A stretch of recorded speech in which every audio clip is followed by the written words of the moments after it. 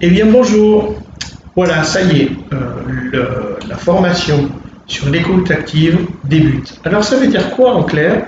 Ça veut dire que vous allez apprendre à utiliser une manière d'être, non pas forcément un outil au départ, mais une manière d'être. Alors voyons tout de suite ce que vous allez apprendre dans cette formation. Vous êtes prêts? Allez, c'est parti. Donc vous allez apprendre 6 modules et chaque module en fait va prendre un élément en particulier. Dans ce premier module, vous allez apprendre à identifier comment vous interagissez avec votre interlocuteur à l'heure actuelle. Dans le deuxième module, vous allez voir comment vous découvrez, comment vous allez appréhender le créateur de la méthode et son parcours, ses origines, comment il a mis ça en place. Vous allez, c'est très très intéressant. Dans la méthode 3, vous allez voir tout ce qui est la méthodologie, à savoir comment vous allez pouvoir choisir dans les possibles méthodes qu'il y a. Dans le module 4, vous allez pouvoir travailler sur les différentes attitudes fondamentales, vous allez pouvoir connaître, pouvoir arriver à percevoir les attitudes à avoir par rapport à une bonne écoute active. Et dans le module 5, vous allez passer aux techniques, savoir comment vous allez pouvoir utiliser les 4 techniques. Et dans le module 6 et dernier, on verra tout ce qui est questionnement et reformulation. C'est tout bon? Vous êtes prêts? Alors on y va. Donc je me présente, je suis Pascal Dumas, je suis thérapeute depuis 30 ans maintenant et j'utilise moi l'écoute active depuis 30 ans. Je l'ai peaufiné, je l'ai amélioré et je l'utilise dans différents contextes. Vous avez un contexte qui est un contexte commercial, en ce sens que comme je fais des formations en plus d'un aspect thérapie, et bien en fait, quand les gens viennent à moi pour avoir accès à des formations, il faut déjà savoir ce qu'ils veulent, savoir les écouter, savoir les diriger, savoir prendre en compte leurs desiderata et surtout pouvoir les mener à bien. Donc c'est très important d'avoir l'écoute active dans le domaine du commerce, du prospect, mais c'est aussi important de l'avoir si vous êtes thérapeute face à un interlocuteur qui est un patient, qui est un client, savoir comment vous allez pouvoir interagir avec lui le mieux possible en ayant le plus d'éléments possibles qu'il va vous donner naturellement si vous savez bien le faire. Donc c'est le pourquoi j'ai monté cette formation afin que aussi bien sur le plan commercial vous puissiez devenir vraiment des best vendeurs on va dire, mais aussi si vous êtes thérapeute, si vous êtes soignant, savoir comment mettre en place cette formation pour pouvoir recueillir le maximum de données sur la personne en face de vous. On y va? Allez, on va déjà identifier comment vous vous situez à l'heure actuelle. Alors, c'est simple, il va falloir que vous identifiez votre propre écoute. Comment vous êtes aujourd'hui? Alors, c'est simple, on va commencer par le premier chapitre. Ce premier chapitre, c'est l'identification de votre posture d'écoute d'origine. Vous allez voir, ça fait vraiment des grosses choses, mais en règle générale, il faut toujours avoir une base de travail, savoir sur quoi vous allez pouvoir étalonner les choses. Ok? Alors, question 1, je vais dire, je voudrais que vous fassiez vous-même un petit test. Je voudrais que vous preniez par exemple une vidéo de vous quand vous êtes en train de parler avec quelqu'un, que ce soit un patient, que ce soit un prospect. Un prospect, ça veut dire une personne qui est intéressée par votre produit, mais qui n'est pas encore devenu un client, qui est en phase, si vous voulez, d'échange commercial pour pouvoir savoir où elle met les pieds. Et c'est ce qu'on appelle un prospect. Et bien en fait, dans cette démarche de prospection, il y a pour vous quelque chose de très important. Il va falloir savoir comment vous vous placez. Alors comment vous allez faire? Vous allez mettre votre téléphone, vous allez mettre votre ordinateur avec la caméra et vous allez facilement parler avec la personne. Alors le mieux c'est quand même d'être debout face à la personne face à vous. Comme ça vous allez pouvoir avoir une liberté de mouvement comme je fais actuellement pour savoir comment vous bougez, comment vous vous placez, quelle est votre posture face à la personne. Vous allez filmer tout ça. Vous n'avez pas besoin de demander une autorisation à la personne normalement parce que ce n'est que pour vous, ça ne doit pas sortir de votre ordinateur ni de votre téléphone. Vous ne devez jamais le mettre sur Internet, rien, d'accord?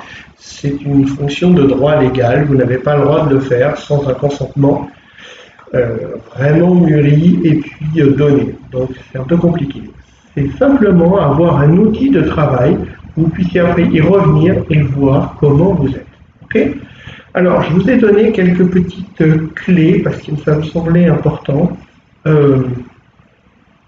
Vous allez mettre votre ordinateur, je vous ai dit, c'est mieux que le téléphone, parce que le téléphone, ça serait tout petit, ça va être compliqué. Et je vous donne des clés sur les différentes slides qui suivent en fonction de votre type d'ordinateur et de votre type d'exploitation pour savoir comment aller chercher la vidéo et la mettre en route. Okay? Donc, regardez, je vous ai fait un truc, si vous avez par exemple un PC qui est sous Windows, je vous explique comment vous allez aller faire pour pouvoir lancer ça. Donc, je n'ai pas forcément besoin de vous expliquer, mais je vais vous montrer les différentes slides afin que vous puissiez récupérer ça et le faire. Donc, c'est simple, hein. Vous allez sous Windows, vous tapez directement caméra, vous allez avoir la caméra qui va s'afficher, vous lancez l'enregistrement, et suite à la fin de l'enregistrement, vous donnerez un nom, et vous ferez sur partager courrier, et vous pouvez récupérer la vidéo. L'avantage, c'est que vous allez pouvoir l'analyser plusieurs fois. Alors mettez aussi le son parce que vous pourrez voir aussi les intonations. Tout ça, c'est très important. Ensuite, si vous êtes sur un Mac, eh bien en fait, c'est une autre fonction qu'il faut prendre. Il faut prendre la fonction Photo Bounce. Et là, vous allez pouvoir travailler aussi et récupérer ces différentes fonctions. Okay? Donc comme c'est en vidéo, vous pourrez faire un print écran si vous voulez de cela. Si vous êtes sur un MacBook Air, c'est un petit peu différent, il faut passer par QuickTime Player, et comme ça vous pourrez aussi avoir accès. Et si vous êtes sur les tout nouveaux, les choses qui s'appellent des Chromebooks, alors les Chromebooks sont des ordinateurs qui ont un système d'exploitation qui n'est pas comme un Windows, ni comme sous Mac, mais en fait c'est plutôt proche d'un smartphone. C'est digital, c'est tactile, et en fait c'est beaucoup plus proche de l'utilisation d'un téléphone portable que d'un ordinateur. C'est pour ça qu'il y a des choses vraiment particulières pour le faire. Donc je vous ai mis ça parce que tout le monde ne connaît pas. J'ai la chance d'avoir une fille qui en a un, donc j'ai pu regarder directement sur sa bécane, voir comment ça marche. Alors maintenant, on va attaquer le vif du sujet. Une fois que vous aurez fait ça, vous pourrez enregistrer cela, et vous irez voir directement avec ce que l'on va faire maintenant comme information. Ok? Alors, nous allons identifier différentes choses. Par exemple, votre posture corporelle d'écoute. Ça veut dire comment vous placez dans le champ corporel de l'autre. Votre ensuite posture mentale d'écoute, c'est différent. Il y avait un côté, si vous voulez, corporel, comment le corps se place. Et l'autre, c'est comment vous êtes placé, vous, au niveau mental, dans cet échange, dans cet entretien avec la personne. Ce sont deux choses différentes, mais complémentaires, et il va falloir travailler avec cela. Et bien, en fait, cette disposition mentale d'écoute, c'est vraiment un référentiel pour pouvoir entrer d'une façon sereine et savoir comment manager l'entretien. Et vous verrez en dernière instance les différents obstacles que vous pourriez avoir maintenant, et ce qui pourrait vous bloquer, ce qui pourrait vous mettre des freins. Donc nous allons faire tout cela. Ok? Ça sera dans le module 1. Alors maintenant, on est parti pour la première attitude, ça veut dire l'attitude corporelle d'écoute. C'est bien, vous suivez. Allez, on y va. Donc, est-ce que vous vous êtes déjà observé pendant un échange? Est-ce que vous savez, vous avez un retour de comment vous êtes pendant que vous parlez à quelqu'un? Que ce soit dans un axe commercial, pour lui vendre quelque chose, un produit, un service, une prestation, ou que ce soit, par exemple, si vous recevez des gens. Je ne sais pas, bon, vous pourriez être thérapeute, vous pourriez faire du bien-être, vous pourriez faire plein de choses. Et bien, en fait, comment vous êtes face à cela? Puisque, avant que ça devienne un client, il y a toujours cette phase de négociation entre vous. Alors, il faut savoir que la façon dont on se tient va déterminer le niveau de concentration, d'assiduité, de perspective que l'on va avoir au cours de l'entretien. Nous allons identifier ensemble ce que vous faites lorsque vous entrez dans une relation d'échange avec un interlocuteur, quel qu'il soit. Alors, ici, je voudrais préciser une chose. Quand je dis interlocuteur, je ne précise pas de sexe. Que ce soit un homme ou une femme, je dirais toujours interlocuteur juste pour la praticité et la facilité d'entretien. Parce que si à chaque fois je dois mettre masculin, féminin, on n'est pas sorti de l'auberge. Alors, je vais dire à chaque fois interlocuteur, prospect, mais ça vaut aussi bien pour un homme ou une femme, c'est pareil. On est d'accord? Et il y a une chose importante, c'est comment vous vous positionnez au niveau corporel. Est-ce qu'en général, vous êtes debout face à la personne? Est-ce que vous êtes assis ou assise face à la personne? Est-ce que vous mettez à la même hauteur que la personne qui est en face de vous, que l'interlocuteur? Est-ce que vous mettez plus bas que l'interlocuteur? Est-ce que vous mettez plus haut que l'interlocuteur? Tout ça, ça détermine des choses. Et c'est vraiment important de le savoir. Alors, la façon dont vous allez vous tenir, ça va déterminer des choses. Par exemple, si vous êtes debout face à la personne, eh bien en fait, vous allez être à niveau d'égalité et il n'y a pas de champ, si vous voulez, conquis de l'un à l'autre. En règle générale, on ne se met pas trop près de la personne pour ne pas l'étouffer. Vous avez des gens qui ne supportent pas ça. Vous allez laisser un peu d'espace et vous allez voir que, faites un petit test, vous avez des gens, quand vous allez reculer un petit peu, quand vous voulez parler, vous leur parlez, et bien en fait, ils vont avancer vers vous. Ce sont des gens qui auront besoin d'une proximité. Et souvent, ce sont des gens qui seront tactiles, qui auront besoin d'être un peu coucounés. Et il faudra le noter, ça, tout de suite, pour pouvoir vous dire, tiens, telle personne, elle a un besoin comme ça, je dois prendre des notes, je dois savoir, parce que dans ma relation future avec elle, c'est vraiment un élément à ne pas oublier. Si vous êtes, par exemple, assise, alors, il y a plusieurs façons de faire. Si vous êtes par exemple assis ou assise derrière un bureau et la personne est de l'autre côté du bureau face à vous, c'est quelque chose qui est normal, hein, on a toujours ça en entretien par exemple professionnel, chez le médecin, différents stages comme ça, et bien en fait c'est quelque chose qui est admis. Mais ça manque un peu de chaleur, un peu de proximité. Alors, vous pouvez rester comme ça, mais faites en sorte toujours d'être au même niveau, si vous voulez, que la personne qui est assise. Pas plus haut, pas plus bas, pour des raisons que l'on va voir un petit peu plus loin. Mais si vous voulez à un moment créer plus de liens, vous pouvez très bien au cours de l'entretien, vous levez de votre chaise. S'il y a 2 chaises devant votre bureau, vous venez, vous asseyez sur la chaise qui est à côté de la personne, du prospect, et vous mettez à lui parler là. Pourquoi? Eh bien en fait, pour une raison simple, c'est que vous n'allez pas faire ça tout le temps. Vous allez animer cette chose-là pour une raison qui est vraiment un joker. C'est-à-dire que quand vous voyez que la personne a un petit peu de mal à créer un contact, c'est difficile pour elle d'être en osmose avec vous, vous venez, vous asseyez à côté d'elle et ça va créer du lien tout de suite. Après, il y a une deuxième façon de faire, c'est que vous, dans l'entretien, vous rapprocherez un petit peu pour voir, en vous penchant un tout petit peu vers elle, pour lui montrer que vous êtes bien en attitude d'écoute. C'est vraiment important. Alors, je vous ai dit, si vous étiez plus haut que l'interlocuteur, alors, il faut se méfier. Parce que dans ces cas-là, il peut y avoir une attitude un peu docte. C'est-à-dire que vous pouvez inconsciemment essayer de prendre le pas sur la personne. Il y a des gens qui, même sans le percevoir, ne vont pas trop apprécier cela et vont avoir l'impression que vous leur faites la leçon. Vous êtes là pour leur dire ce qu'il faut faire, malgré le fait de peut-être juste les écouter. Donc, faites attention à ça. La deuxième chose, c'est que si vous êtes une position plus basse que l'interlocuteur, ça veut dire, ok, que vous êtes en attitude, on va dire, de retrait, mais ça peut être aussi, si vous êtes d'un caractère un peu timide, d'accentuer votre caractère de timidité. Et ça, ce n'est pas très bon. Il vaut mieux rester sur un plan d'égalité, surtout si vous devez ensuite reprendre un peu la main pour dire des choses à la personne dans un type de questionnement particulier. Et là, vous aurez une difficulté parce que comme vous êtes plus basse, en fait, elle aurait une tendance inconsciente à manger sur vous, à vous prendre la main, à prendre l'ascendant sur la discussion. Ça, ce n'est jamais très très bon. D'accord? Donc, n'oubliez pas ce genre de choses. C'est peut-être important. Alors, vous savez que le langage corporel, c'est une chose, mais il n'y a pas que le langage corporel. Chez les êtres humains, même voire aussi les animaux, le langage corporel est quelque chose qui est inné et qui se dégage en plus, si vous voulez, que le langage verbal. Donc il faut bien apprendre à utiliser cela à bon escient, savoir le décoder pour arriver à caler ce que la personne vous dit et voir si c'est en corrélation avec son langage corporel, ou si ça arrive l'inverse.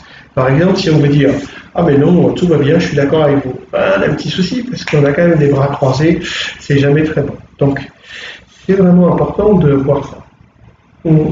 Il faut aussi vous souvenir des émissions sur les divers animaux que l'on aurait pu voir, par exemple sur la parade nuptiale. Vous allez me dire, qu'est-ce que ça fait là? Mais attendez, je n'ai pas fini.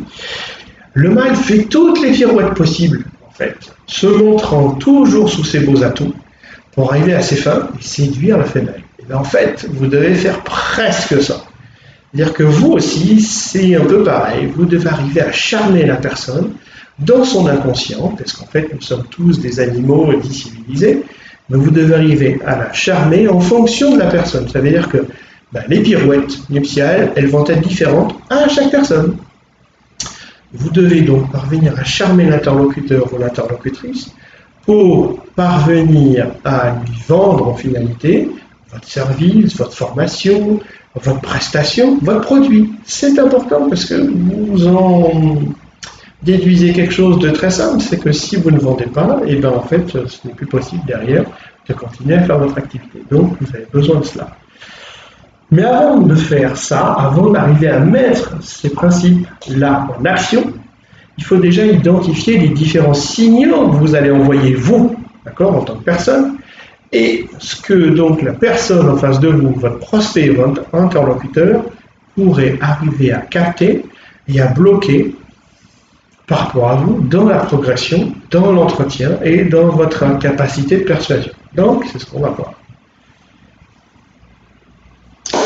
Alors, on va voir les types de gestes. Ben ouais, parce que quand vous parlez, vos gestes sont-ils amples? Prennent-ils de la place? Est-ce que vous prenez de l'espace?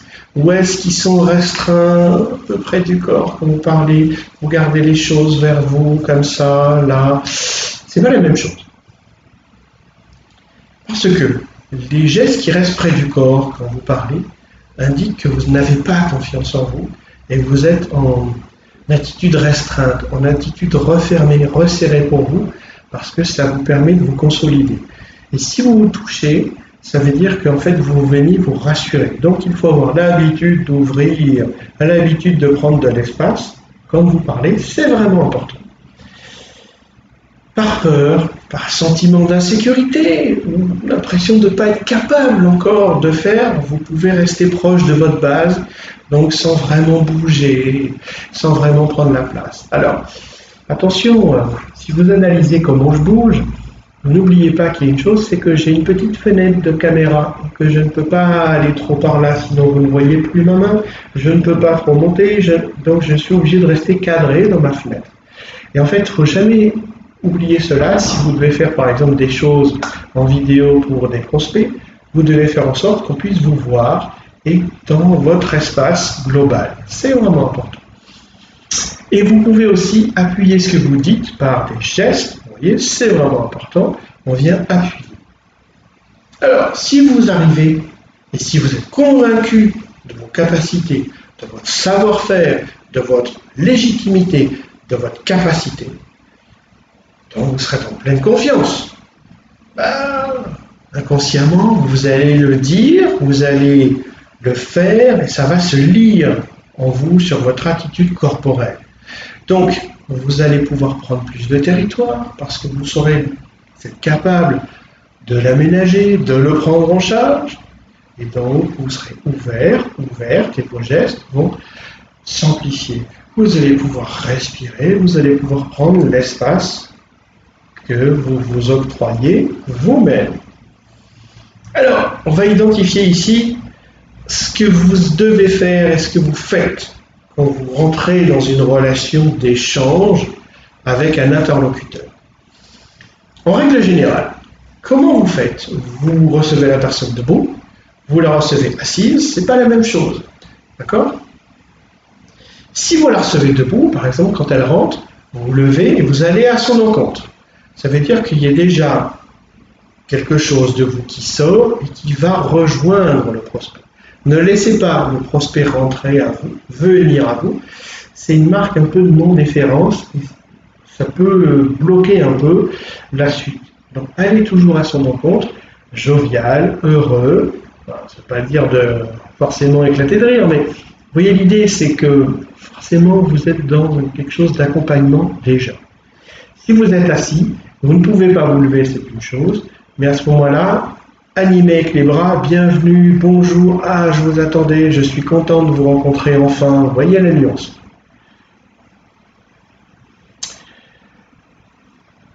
Il y a une chose, encore,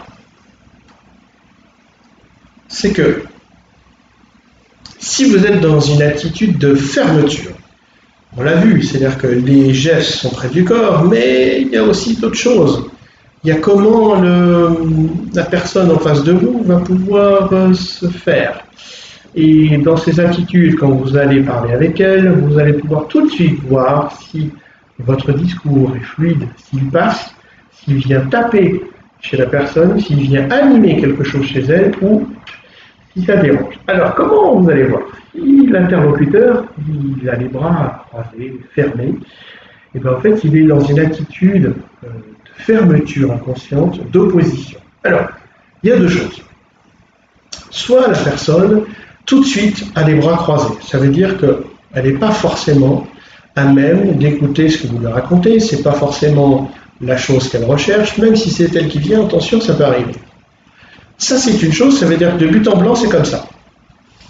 On va y revenir. Mais, si vous voyez que cette gestuelle-là se met en place pendant que vous êtes en train de lui parler, ça veut dire que la chose que vous venez de lui dire, il y a un truc qui ne va pas et qui ne passe pas.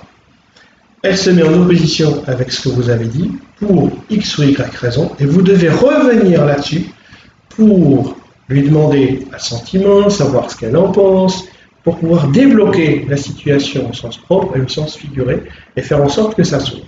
Ok? C'est vraiment important. Attention, parce que si les bras croisés sont dans un contexte, vous allez pouvoir analyser la gestuelle dans l'entièreté du contexte, parce que un geste tout seul, isolé du contexte, ça ne veut rien dire. C'est un petit peu comme dire, ben voilà, je suis une femme, je suis un homme. Ça ne veut rien dire. Vous êtes comment? Petit, grand, brun, brune, blonde? Qu'est-ce qui vous intéresse? Qu'est-ce qui vous intéresse pas dans la vie? Vous faites quoi comme travail? On ne fait rien. C'est juste, ok, un genre, point. Mais ce n'est pas suffisant pour pouvoir être analysé. Et là, c'est pareil. Ce qu'il va falloir arriver à faire, à jongler, c'est pour ça qu'on va voir plein de choses, c'est qu'il va falloir que vous analysiez tout en même temps, tout le contexte. La gestuelle, à quel moment ça survient, dans quel tout, à quel moment, suite à quoi, quel est le contexte, qu'est-ce qui s'est passé entre-temps, est-ce que c'est de votre fait ou est-ce qu'il y a eu autre chose qui est venu perturber? Tout ça, il va falloir l'analyser. Alors, ça veut dire qu'il va falloir que vous soyez tout le temps à l'affût quand vous parlez. Vous mettez, c'est comme si vous sortiez de vous, vous mettez à côté et vous devez regarder comment vous parlez, ce que vous dites, notez ce que vous avez dit et à quel moment vous avez dit quelque chose, à quel moment la personne a manifesté quelque chose. Ça veut dire qu'il faut être à l'affût du quand il se passe un truc et suite à quoi il se passe quelque chose. Ça, c'est vraiment important et vous devez, ça veut dire dérouler votre message, ce que vous voulez dire à la personne, mais vous devez en même temps récupérer tout ce que vous avez dit et à quel moment elle a bougé et des choses importantes. Imaginez, vous avez deux flux différents. Et bien dans ce cas, vous pouvez savoir, si vous arrivez à choper ça, quelle est l'idée, quelle est l'information sur laquelle la personne a réagi à ce moment-là. Vous pouvez donc reprendre la main pour libérer, je vous ai dit, le blocage, pour libérer l'opposition, même la plus fine possible, pour pouvoir avancer. Pourquoi? Parce que si la personne est en opposition, en fait, elle risque de rester sur cette opposition et d'y demeurer, même une demi-heure, un quart d'heure, une heure après. À la fin, elle sera toujours bloquée là-dessus. Donc, dès qu'il y a une petite opposition, il faut absolument l'ouvrir, c'est vraiment, vraiment important. Attention, un bémol. Chez une personne qui est réservée, ce type d'attitude indique peut-être que la personne vous écoute, qu'elle a bien compris mais qu'elle n'a pas forcément envie pour l'instant de vous parler. Elle est juste là en phase d'écoute. Donc ça veut dire qu'il va falloir que vous analysiez aussi la personnalité de la personne. Si la personne vient, qu'elle se met comme ça, un peu en retrait, un peu fermée, eh bien en fait peut-être qu'elle est timide et qu'elle n'ose pas encore. Donc il va falloir lui laisser suffisamment de temps pour qu'elle s'habitue, être chaleureux pour qu'elle prenne confiance, qu'elle puisse remarquer que en fait il n'y a pas de souci avec vous, qu'elle peut être en confiance et se libérer pour pouvoir décroiser, pour pouvoir commencer à vous parler. C'est important. Alors, on a vu les bras, mais il y a une autre posture de fermeture, ce sont les jambes. Alors, quand je dis les jambes, c'est tout le membre inférieur qui sont croisés. Ça aussi, en règle générale, c'est quelque chose qui est de l'ordre de la fermeture inconsciente, de l'opposition inconsciente. Mais là aussi, il y a des bémols, vous allez voir. La personne s'assoit face à vous et rapidement, pendant que vous lui parlez, eh bien en fait, elle commence à fermer les jambes. Alors, qu'est-ce que vous allez pouvoir sortir de ça? Il y a plusieurs choses. Déjà, il faut, la première chose, savoir si c'est un homme ou une femme. Si c'est une femme, vous devez aussi analyser comment elle est habillée. Ça dépend qui vous êtes en tant que locuteur. Si vous êtes une femme en face d'une femme, il y a moins de difficultés. Si vous êtes un homme et que vous recevez une femme, là, il peut y avoir un jeu inconscient. Si cette femme, par exemple, est vêtue en jupe, il peut y avoir un petit truc, comme vous voyez, sexuel inconscient, donc de préservation. Vous ne savez pas ce qu'elle a vécu dans la vie. Donc, il peut y avoir ça qui n'a rien à voir avec votre discours. D'accord? Ensuite, ça peut être aussi plusieurs choses. La personne, il est possible qu'elle s'ennuie. Elle attend de voir ce qui se passe, donc elle se met dans, pareil que pour les bras, dans une phase de retrait. Mais il peut y avoir aussi une opposition, et vous verrez que si c'est une opposition franche, la personne va commencer à froncer un peu les sourcils, vous verrez qu'elle n'est pas d'accord, elle ne va pas franchement vous regarder dans les yeux ou elle va détourner un peu la tête, elle va fermer aussi les bras, là il y a vraiment un truc qui ne passe pas. Mais ça peut être aussi carrément l'inverse, c'est-à-dire que les personnes sont hyper détendues, elles croisent les jambes, c'est un truc d'attente parce qu'elle est bien. Vous devez voir comment tout le reste du corps se place. Si vous voyez sur le slide, la dame, là, à l'heure actuelle, sur sa chaise roulante, elle a les jambes croisées, mais regardez les mains. Elle a les mains qui sont posées comme ça, dans une attitude de bienveillance. D'accord? On ne peut pas forcément dire que ce soit quelque chose d'opposition. C'est plutôt une attitude d'attente. Donc, vous allez voir, et plus vous allez analyser comme ça, vous pouvez prendre des notes, vous allez voir que plus ça va aller, plus ça sera simple pour vous, et l'analyse va se faire de plus en plus facilement, et vous allez pouvoir déduire des choses. Ok? Alors, les nuances de posture. Il faut regarder aussi, quand les gens ont des postures, dans quel sens ils se mettent. Si on est bien considéré que vous êtes en face de la personne, vous regardez la personne, il faut regarder si la personne va vers la gauche, va vers la droite, qu'elle soit debout, qu'elle soit assise, vers quel côté ça va. Tout ça, ce sont des nuances à prendre en compte. Eh bien, pour être complet, vous pouvez aussi vous dire que vous devez regarder le sens de croisement, les sens des mains. Est-ce que les deux vont dans le même sens? Regardez à nouveau la dame sur son fauteuil roulant. Vous voyez que les jambes, la jambe du dessus va dans le même sens que la main. Donc il y a une cohérence. Sinon il y aurait une distorsion. Ça veut dire qu'il y aurait une partie d'elle qui sera en accord et une autre partie qui ne sera pas en accord. Ça devient plus compliqué. Mais regardez aussi globalement, comment la personne est venue vers vous, quand vous êtes allé la chercher ou quand elle s'est approchée de vous. En règle générale, on n'est jamais tout figé. On a toujours un sens de confort. Et il va falloir que vous en souveniez pour pouvoir dire « Ah, mais en fait, cette personne, elle a une tendance à être plutôt assise et puis à tourner un peu sur la gauche, sur la droite. C'est une zone de confort pour elle, c'est important. » Dans ces cas, vous allez aussi regarder le sens, la direction de la jambe, mais aussi celle qui est dessus. Vous regarderez comme là les bras, les mains, la tête, tout ça, ça doit être en cohésion, en cohérence.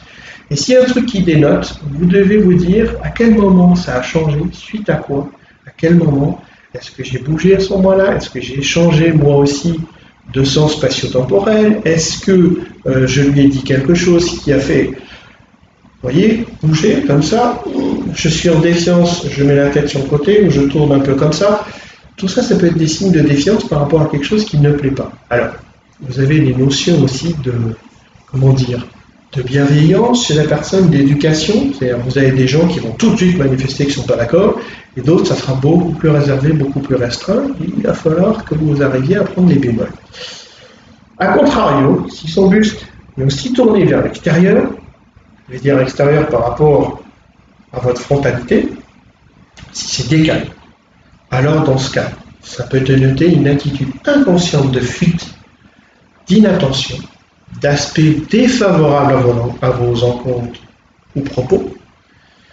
Et rapidement, il faut reprendre la main pour la remettre vers vous, la rediriger vers vous, quitte à prendre quelque chose complètement à l'envers de ce qu'elle vous aurait dit pour pouvoir hop, la récupérer et la remettre avec vous. Sinon, elle est en train de partir, peut-être en train de penser à autre chose pendant que vous êtes en train de lui dire quelque chose.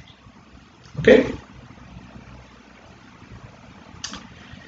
Voyez ça, ce truc-là, ce que fait le monsieur là, ben ça c'est ce que vous devez éviter de faire. Ce geste que vous pourriez être amené à faire lors d'un entretien, c'est un geste de domination. Ça veut dire la même chose, vous voyez bien comment il est, et bien en fait c'est la même chose que si vous étiez nettement plus haute située assise que la personne, vous la dominez. Et en règle générale, personne n'aime ça. Donc ça ne va pas. Parce qu'en effet, seuls les éléments dominants, forts, vont faire ça. Le problème, c'est que la personne, elle vient vous demander de l'aide pour un produit, pour un service, et d'abord, il faut la prendre comme une égale. Après, vous verrez ce qu'elle préfère, mais ne faites pas ça. De manière naturelle, l'interlocuteur, si vous faites un geste de domination, va se retrouver inconsciemment en état d'être dominé. Et si vous dominez quelqu'un, et bien en fait, dans ces cas-là, l'échange est peu propice à devenir fructueux, et pour elle, et pour vous.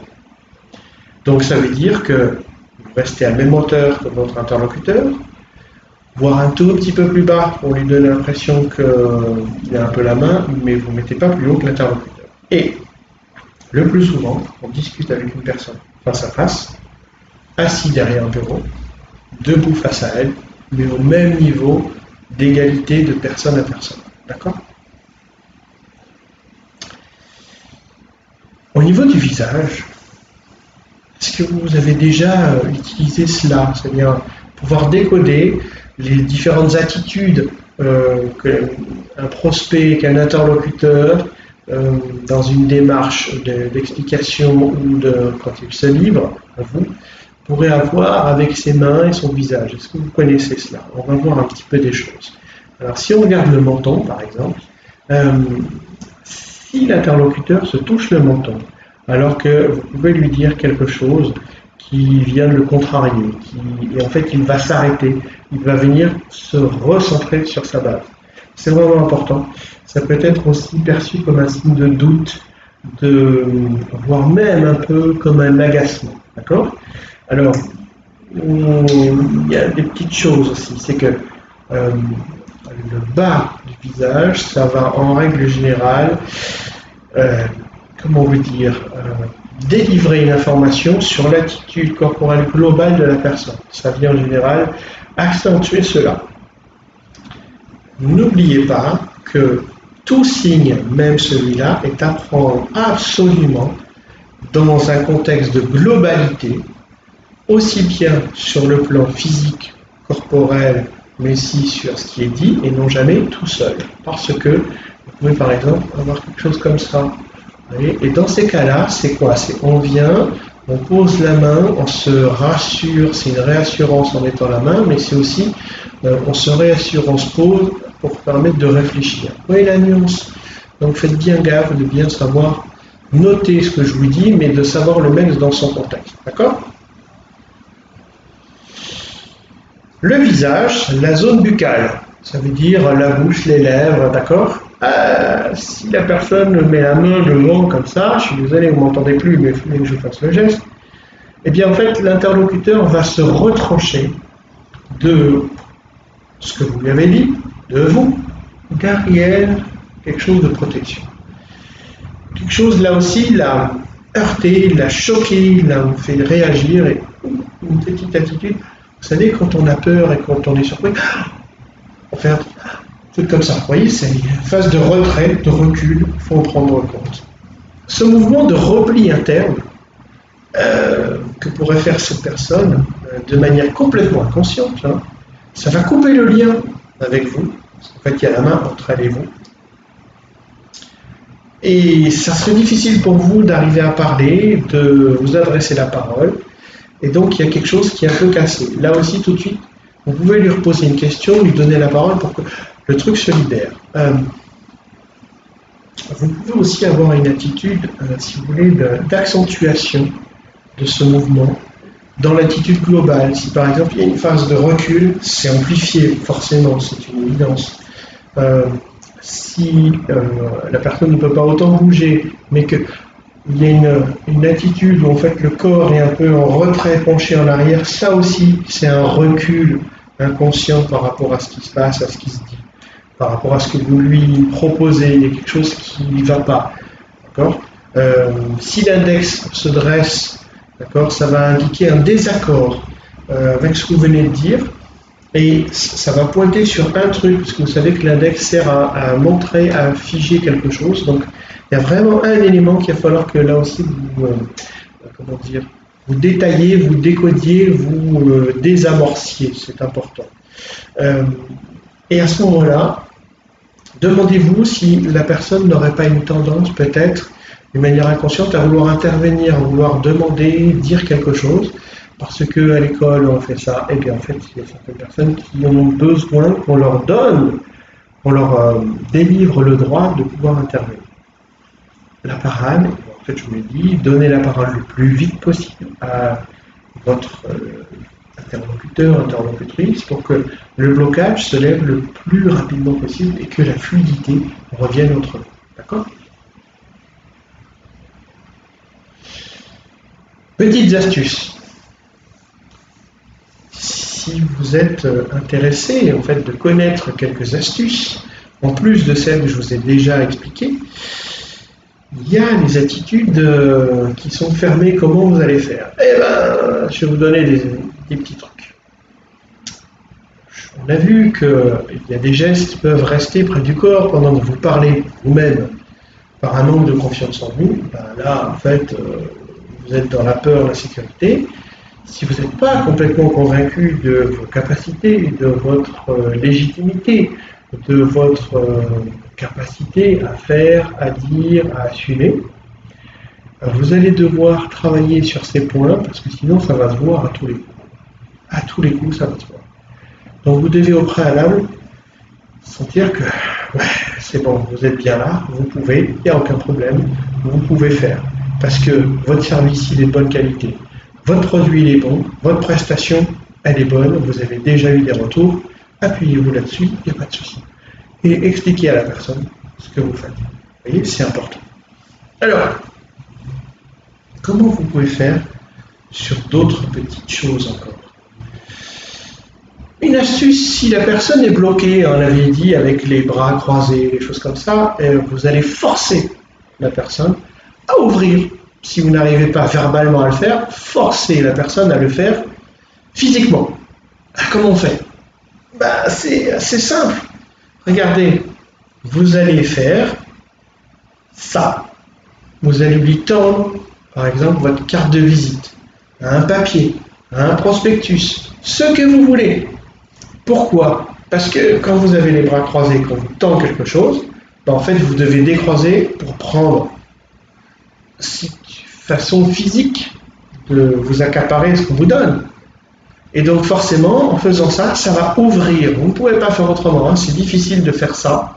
En général, ils ne font pas. Ils ouvrent et ils prennent. Et à ce moment-là, vous avez la main, parce que la personne va peut-être lire, va peut-être regarder, mais elle a ouvert. Et ça, c'est vraiment, vraiment important. Alors, il faut toujours que vous ayez une astuce toujours des petites parades prêtes à côté de vous. Avoir une plaquette, avoir, je ne sais pas moi, un dépliant sur vos produits, sur vos services, sur vos prestations. Quelque chose à donner, à remettre, d'accord, à la personne pour qu'elle puisse s'ouvrir, pour qu'elle puisse rentrer en connexion avec vous. Et en plus, ça va venir, si vous voulez, littéralement sur plusieurs canaux, parce que vous aurez le canal corporel, le canal verbal, le canal gestuel et le canal physique, tout ça, ça va venir dans le même sens. Donc c'est important d'avoir toujours ces petites astuces.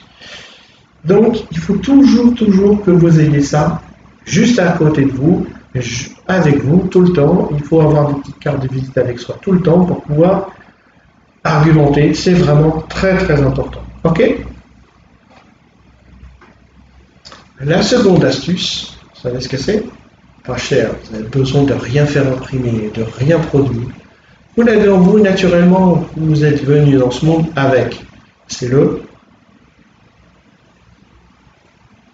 sourire. Ben ouais, c'est votre sourire. Pourquoi? Parce que le sourire illumine le visage de celui qui l'affiche. Ouais. Mais aussi celui qui le voit, parce qu'il y a un effet miroir. Si quand vous venez à moi, je commence à vous parler, je suis souriant, je suis chaleureux, et en fait, naturellement, par un effet miroir, on verra un peu plus tard sur les neurones particuliers, vous allez avoir une connexion qui va se faire, et la personne sera beaucoup plus encline à avoir un sourire intérieur qui pourra se manifester en sourire extérieur, et à ce moment-là, la discussion n'est pas la même, elle est beaucoup plus cool, franche, chaleureuse. Une personne, si elle voit un sourire lui faire face, en fait, ça va lui conférer tout de suite quelque chose de chaleureux, donc quelque chose de confiant. Elle sera en confiance. Et alors, vous aurez plus de capacité à être dans un discours qui sera pris avec confiance, qui sera pris sans tout de suite avoir des choses contre. Vous voyez, c'est très important.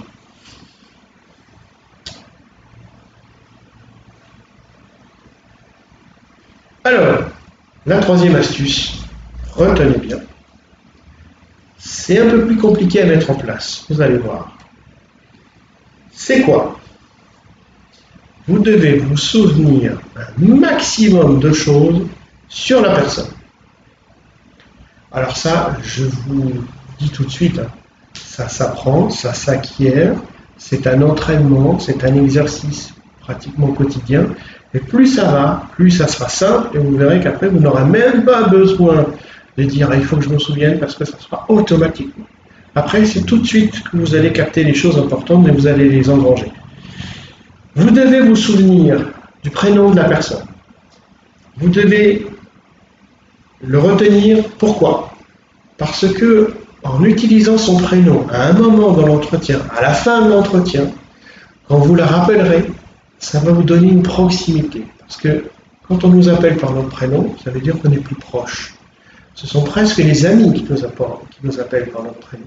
Donc ça va vous donner quelque chose de beaucoup plus chaud, beaucoup plus chaleureux, beaucoup plus proche que le monsieur, madame, un tel ou une telle. C'est très important.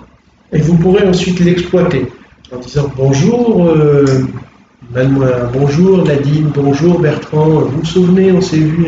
C'est pas la même chose, d'accord? Soit vous allez l'utiliser tout de suite, si vous avez la capacité, vous voyez que ça peut passer dans la discussion immédiate avec le prospect ou la personne, soit vous allez l'utiliser un peu plus tard, c'est en fonction des gens, vous allez pouvoir l'animer. C'est à vous de voir comment les choses passent entre vous. Si vous voyez que la personne s'intéresse à ce que vous racontez, vous devez absolument lui faire voir, lui faire comprendre que vous vous intéressez à elle. Et non pas à autre chose, mais juste à elle, et rien qu'elle. Pourquoi? Parce que les gens, en général, ils ne se soucient que d'eux. Ne leur parlez pas de ce que vous avez fait, tout ça, ils s'en fichent. Ce qu'ils veulent, c'est qu'on leur parle d'eux, qu'ils parlent d'eux, c'est eux qui les intéressent. Donc vous devez absolument vous focaliser sur la personne et rien d'autre. Rien doit sortir de cette espèce de bulle que vous avez mis en place entre elle et vous. C'est important.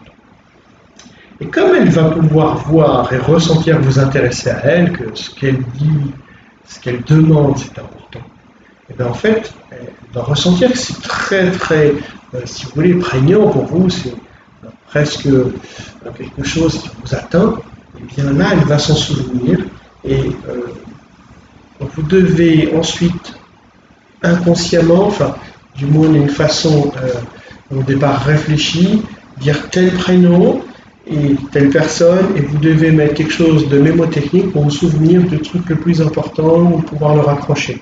Peut-être n'importe quoi, elle vous a parlé d'une attitude, elle vous a parlé d'un truc qui vous embêtait, mais ça peut être aussi, par exemple, elle vous a parlé de quelqu'un de sa famille, son petit-fils, n'importe quoi. Souvenez-vous-en, parce que ça vous permettra aussi de revenir dessus.